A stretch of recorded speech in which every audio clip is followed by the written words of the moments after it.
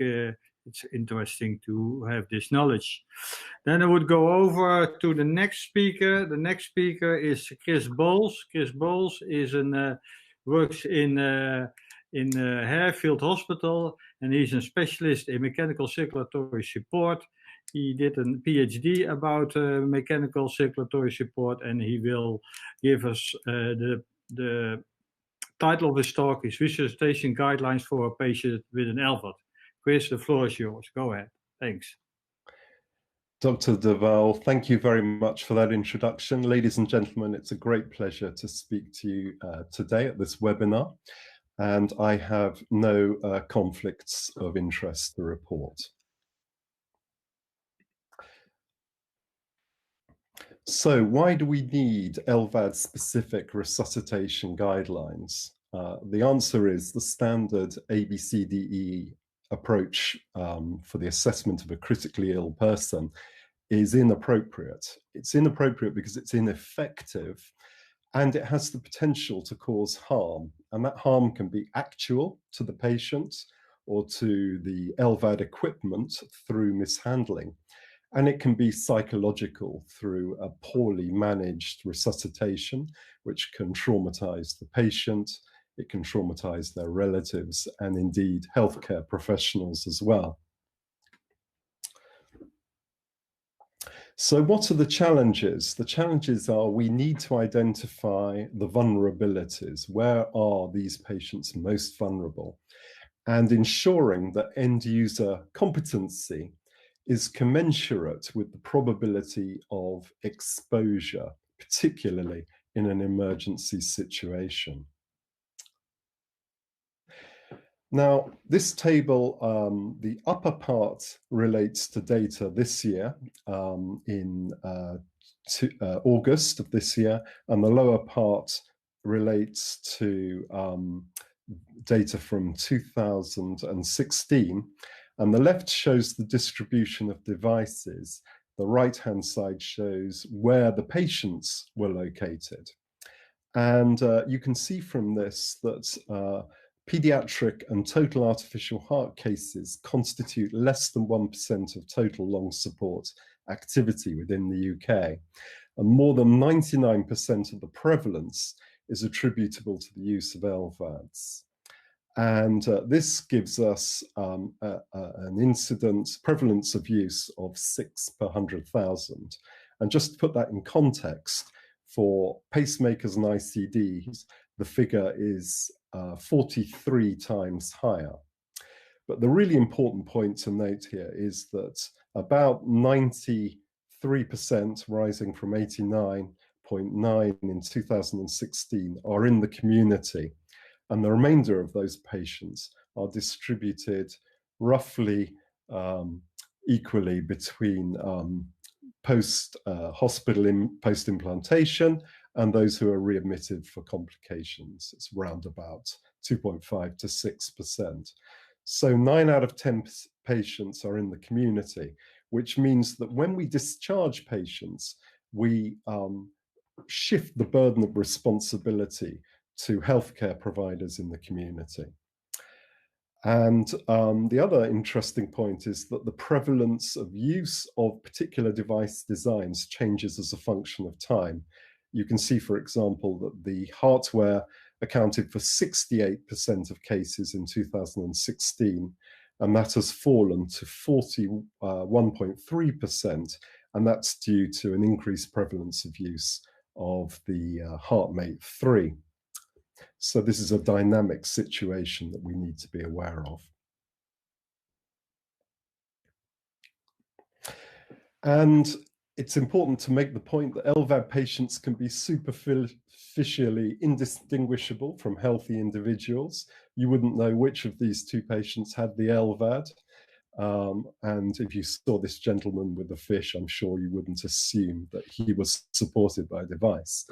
And approximately a third of patients return to full-time employment and education with the LVAD in situ. So the other important point to remember is that vital sign monitoring is affected. You've already heard this from Professor Mondino, But what happens is that it can be hard to palpate a pulse. Pulse oximetry can be unreliable, as can the NIBP.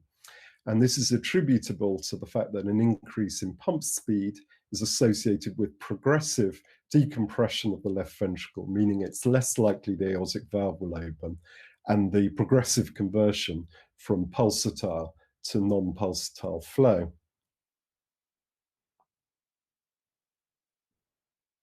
And we've already seen a representation of this graph showing the inverse relationship between the LVAD pressure difference, that's aortic minus left ventricular pressure, and LVAD flow.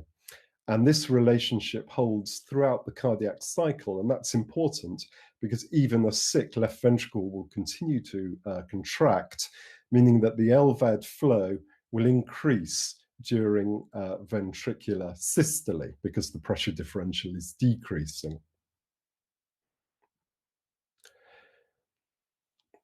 And just to explore this point further, this is some work we did in the cath lab using the Jarvik 2000 device, and it illustrates an important principle. We measured left ventricular and right femoral pressure simultaneously, and you can see here that even though the aortic valve remains closed throughout the entire cardiac cycle, and we know that because the LV pressure is less than the arterial pressure, we're getting propagation of LV pulsatility into the systemic circulation. So if that's not occurring through the aortic valve, it must be occurring through the device.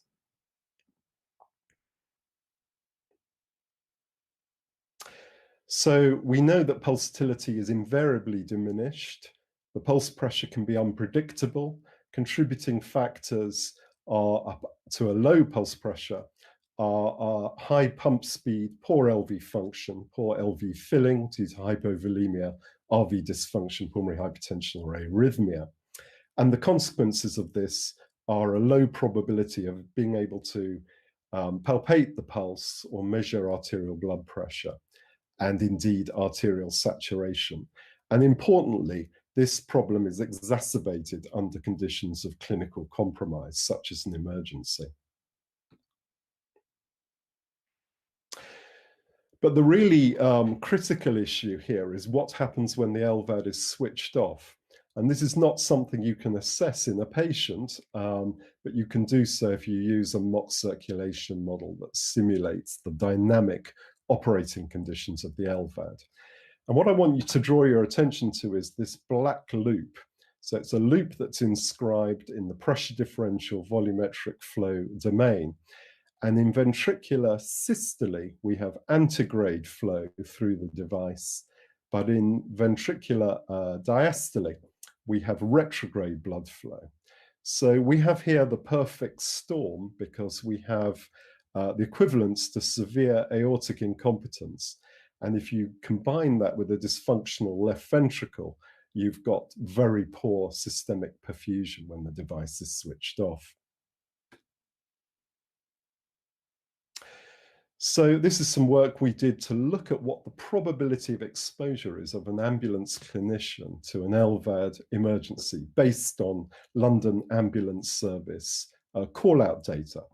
And if you do the math, you discover that an ambulance clinician is predicted to attend an LVAD emergency once in 40 years. In other words, it's a once in a career episode. And normally when we discharge patients, we notify local services. That information reflects the preference of the VAD centre. But patients travel extensively, both within the UK and the EU. There's patchy distribution of inconsistent information. And this means there is a risk that emergencies will be inappropriately handled. So I was privileged enough to lead a consortium to try and address this shortcoming. And this